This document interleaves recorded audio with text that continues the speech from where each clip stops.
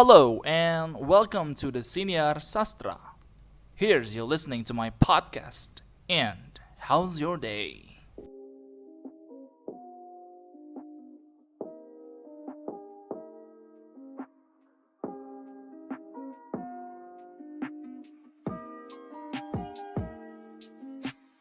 Oke, balik lagi bersama gue Sastra di Senior Sastra atau orang biasa nyebut podcast ya. Hari ini ngapain? Ya, temanya adalah alasan lo kenapa sampai sekarang nggak bisa bahasa Inggris. Gue ada 5 poin yang udah gue rangkum di sini. Buat gue yang pertama itu karena lu jarang praktek. Itu yang paling bikin lu tuh mati gaya sih buat belajar bahasa Inggris. Lu nggak praktek 24/7, ya nggak setiap hari, nggak lo asah.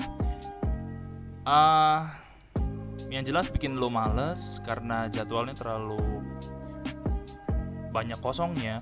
Misalnya dalam seminggu ini lo ngerjain tugas bahasa Inggris atau sesuatu yang bisa lo kerjain, soal atau latihan, pendengaran, berbicara dan segala macam. Itu lo lakuin seminggu sekali dan itu bikin lo males sih. Ya, harusnya 24/7 ya, setiap hari gitu. Kalau bisa setiap saat ya, bawa buku atau bawa aplikasi. Sekarang udah gampang banget kan, macam-macam aplikasi buat belajar bahasa Inggris. Terus waktu evaluasi belajarnya juga sedikit karena cuman seminggu sekali atau mungkin lo gak punya jadwal yang tetap.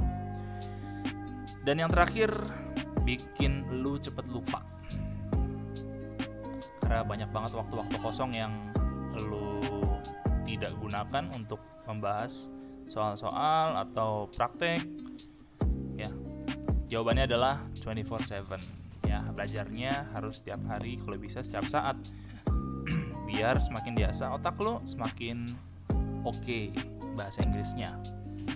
Yang kedua, buat gua, lu belajar dengan cara yang salah. Lu udah berusaha keras buat belajar bahasa Inggris tapi gua gak pernah masuk gitu. Nah, menurut gua itu cara lo yang salah. Kan ada tipe-tipe belajar tuh. Apa sih namanya tuh? Ada gaya belajar visual, auditory, dan kinestetik ya. Nah, lo harus tahu dulu tuh tipe-tipe lo kayak apa gitu. Gaya belajar lo yang mana gitu. Kalau misalnya lu lebih gampang inget daripada yang lu dengar, atau lu lebih suka membaca daripada dibacain, terus berbicara dengan tempo yang ya lumayan agak cepat lah, terus cukup peduli dengan penampilan dan pakaian, lu lebih suka gambar, lu lebih suka melakukan demonstrasi, lu justru malah susah untuk menerima instruksi secara verbal. Kecuali kalau ditulis, lo malah lebih mudah buat ditulis, buat dipahami. Terus lo nggak mudah terdistraksi dengan keramaian, dan ya lo suka gambar apapun di kertas, dan itu termasuk karakteristik atau gaya belajar tipe visual. Ya, jadi kalau bisa lo belajar dari gambar, misalnya untuk kosakata atau video yang menarik. Terus baca buku yang nggak cuma tulisan tapi juga punya ilustrasi yang menarik mata lo buat merangsang lo belajar. Terus jangan lupa pada saat lo belajar bisa sambil doodling ya, biar lebih fokus, karena itu bakal ngebantu lo. Pakai spidol warna-warni justru malah bikin lo gampang belajar ya, itu ngebantu lo banget. Dan ini yang terakhir, bikin mind mapping. Biasanya dengan mind mapping ini bikin lo jadi lebih terarah belajarnya. Ya. Nah, untuk yang auditory, kalau lo ngerasa lebih mudah mengingat sesuatu dari apa yang didengar daripada dilihat, terus lo lebih senang dengerin daripada ditulis atau digambar, atau lo mudah terdistraksi dengan keramaian, lo punya kesulitan dalam tugas atau pekerjaan atau soal yang melibatkan dengan sesuatu yang visual. Terus lu juga pandai menirukan nada ataupun irama suara kemudian senang membaca dengan mengeluarkan suara atau menggerakkan bibir-bibir mereka. Nah biasanya ini disebut karakteristik tipe auditory. Ya, biasanya lo ngomongnya fasih gitu. Terus gampang nginget nama saat berkenalan dengan orang baru. Nah, untuk gaya belajar yang kayak gini sangat disarankan untuk mendengarkan musik atau podcast. Ya, atau bisa merekam saat guru lagi ngajar. Terus di lain hari lo bisa dengerin lagi. Nah, pas lagi baca buku, biasanya sambil diucapin dengan suara yang pelan biar lebih gampang diingat. Ya. Terus mendengarkan materi yang diajarin sama guru pada saat di kelas ya dengan teliti dan seksama. Terus jangan lupa untuk belajar dengan teman-teman atau diskusi biar belajar jadi lebih mudah dipahami. Materi jadi lebih segar buat diingat lagi. Gitu. Itu untuk yang auditory. Nah, untuk yang kinestetik gimana? Nah, kinestetik itu kan kayak yang gerak-gerak gitu ya. Gaya belajar yang melibatkan gerak gitu. Apa harus praktekin gitu, joget atau gimana. Nah, orang yang punya gaya belajar tipe kinestetik biasanya nggak betah dia lama-lama di kelas.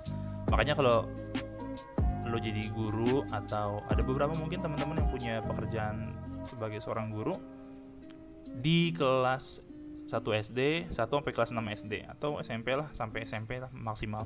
Itu ada anak yang becicilan gitu, nggak pernah bisa diem buat belajar, pengennya lari ke sana ke sini gitu. Dan anak kayak gini nggak bisa diajarin secara visual dan auditori, bisa cuma tidak maksimal. Nah, kalau dia suka belajar dengan metode praktek, susah buat nulis, tapi dia pinter dalam bercerita, atau dia suka dengan aktivitas yang melibatkan gerak tubuh kayak olahraga, menari, ya. Terus komunikasinya banyak menggunakan isyarat tubuh. Terus menghafal kosakata atau menghafal sesuatu dengan cara berjalan atau melihat. Itu termasuk dari tipe kinestetik. Nah, tipe kinestetik cara belajarnya adalah dengan praktek langsung, ya. Kalau bahasa Inggris berarti tinggal speaking, conversation sama teman-temannya gitu. Belajar sambil melakukan aktivitas yang melibatkan gerak, misalnya berjalan.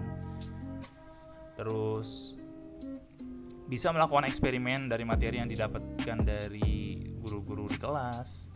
Terus bisa mengunjungi museum atau di studi tour biasanya ada games juga bagus banget loh, games.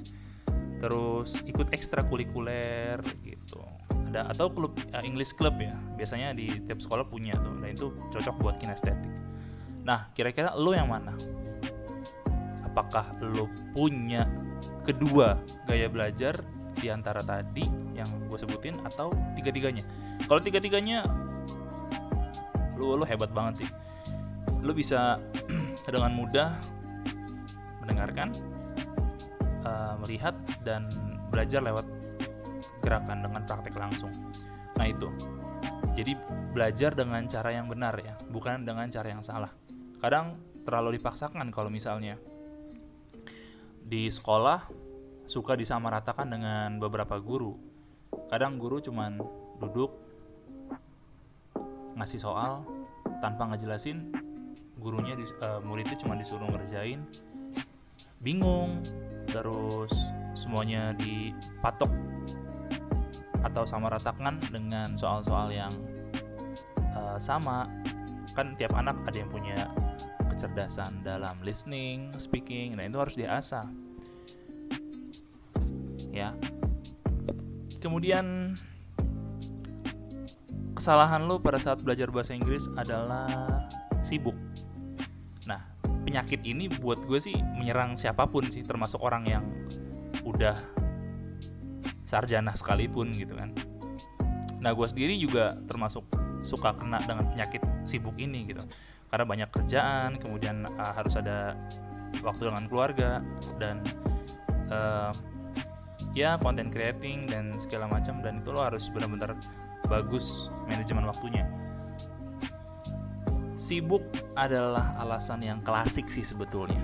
Sebetulnya nggak ada kata sibuk sih. Justru waktu 24 jam itu cukup buat belajar. Masalahnya adalah di mana lo memprioritaskan buat belajar bahasa Inggris. Kalau lo benar-benar memprioritaskan untuk belajar bahasa Inggris, gue rasa nggak akan kenal kata sibuk. Karena lo sudah menyediakan waktu. Intinya gini deh, jangan pernah menunggu waktu yang kosong untuk belajar, tapi lebih kepada sediakan waktu untuk belajar. Gitu. Jadi waktu sibuk tuh nggak akan ada kalau lo berusaha untuk memprioritaskan untuk belajar bahasa Inggris. Seperti itu. Kemudian yang keempat itu, nah ini penyakit anak sekolah sih sebetulnya. Terlalu bergantung 100% sama les, sama privat, sama bimbel. Sehingga orang yang les itu suka dihakimi dengan, dia kan les, dia kan ikut bimbel, dia kan ikut privat, jadinya pinter dan segala macam. Menurut gue sih ya itu tergantung dari individu masing-masing sih. Kalau usaha yang dilakukan orang yang tidak privat, bimbel, atau les itu lebih dari usaha yang les, gue rasa bisa melebihi gitu. Jadi balik lagi tergantung ke individunya masing-masing. Nah, jadi jangan sampai lo nggak bisa berbahasa Inggris karena lo nggak punya duit atau lo nggak punya waktu buat ngeluangin diri lo bimbel, privat, atau les di lembaga berbahasa Inggris. Lembaga berbahasa Inggris tuh banyak banget. Ya English First sebut aja, terus Wall Street English kalau nggak salah, terus ELP, LIA, LPIA, IC, terus ya seperti itu. Tapi yang jadi masalah adalah jangan sampai berpikir bahwa bisa bahasa Inggris karena les atau karena privat atau karena bimbel. Pikiran seperti itu dihapus ya. Kenapa? Karena lo bisa belajar sendiri, nggak harus lewat les. Bedanya lo punya wadah buat belajar, lo punya wadah buat ketemu sama teman-teman yang memiliki minat yang sama. Tapi kalau lo benar-benar pengen gak mau keluar duit atau mengeluarkan sebagian waktu luang lo ke tempat les, lo bisa ikut ke beberapa lembaga gratis kayak Fakta Bahasa. Fakta Bahasa di beberapa tempat ada, di beberapa kota ada, kayak Fakta Bahasa Jakarta Timur, Bekasi, Bogor, dan beberapa kota-kota besar yang lain. Dan itu lumayan banyak yang membuat klub-klub bahasa Inggris buat belajar. Yang jelas lo gak akan ketinggalan. Lo gak akan kesulitan untuk menemukan wadah tempat lo belajar. Oke, yang kelima, lo gak suka atau malu buat belajar bahasa Inggris. Nah, ini juga penyakit banget sih. Kalau lo gak suka ya udah gak usah belajar gitu. Tapi ya cepat atau lambat, suka atau gak suka, bahasa Inggris pasti dibutuhin. Bahasa Inggris selalu dibutuhin, gak akan kehilangan pasarnya gitu. Jadi suka gak suka, cepat atau lambat, lo pasti bakal dipaksa buat belajar bahasa Inggris gitu. Jadi ya kalau lo gak suka ya udah, tapi terima resikonya gitu kan. Kalau suka banget ya terima juga resikonya. Lo harus mencintai bahasa Inggris dengan segenap hati. Cialah. Nah, kalau ada yang bilang, gue malu nih ngomong bahasa Inggris depan orang gitu, ya udah terima resikonya gitu kan. Itu semuanya pilihan tuh ada di kalian semua gitu. Mau malu ya udah terima aja. Kalau malu-maluin juga nggak bagus juga sih. Ya minimal nggak usah malu buat belajar. Kalau salah wajar, namanya juga masih belajar. Mau belepetan bahasa Inggrisnya. Gue ada sih satu murid di sekolahan tempat gue ngajar. Dia itu bahasa Inggrisnya belepotan gitu kan. Belepotan kayak anak bayi berak gitu, ceceran gitu. Iya pokoknya belepetan banget. Tapi yang gue suka dari dia adalah dia tuh pede banget, pede abis. Hampir mendekati urat malunya nggak ada lagi gitu, udah putus lah.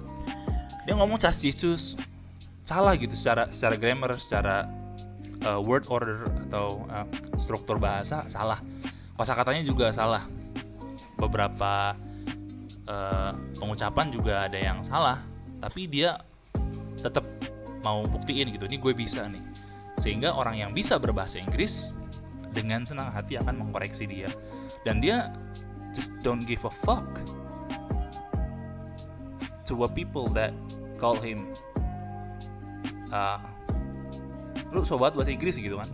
Buat orang-orang yang iri dengki hati ngeliat dia, lu so banget tuh bahasa Inggris gitu, gak usah malu gitu.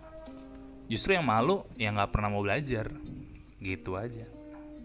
Nah sekarang gimana dong caranya biar mantap tuh kan, biar mantap belajar bahasa Inggris. Nah ikutin di siniar selanjutnya ya.